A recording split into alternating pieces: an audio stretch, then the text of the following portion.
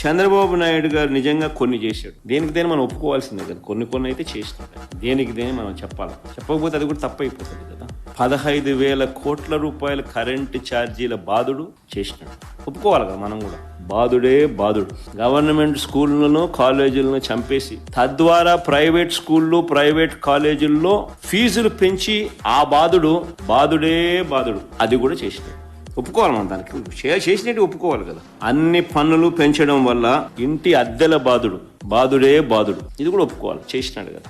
Heritage కోసం అమూల్ను చంపేసి పాల రేట్ల బాధుడే బాధుడు, ఇది కూడా ఒప్పుకోవాలి, చేసినాడు కదా. ఇది కూడా ఇంటింటికి రేషన్ అందించే వాహనాలు తీసేశాడు. ఆ రేషన్ ద్వారా అందించే పప్పులు లాంటివి ఆపేయడం వల్ల పప్పుల ధరలు బాధుడే బాధుడు, అది కూడా ఒప్పుకోవాలి. ఈ సంవత్సర కాలంలో ఏకంగా ఈయన తీసేసిన ఉద్యోగాలు ఎన్నో తెలుసా? 3 లక్షల పైచులకు ఉద్యోగాలు తీసేశాడు. కొత్త ఉద్యోగాలు ఇవ్వడం కదా దేవుడెరుగు.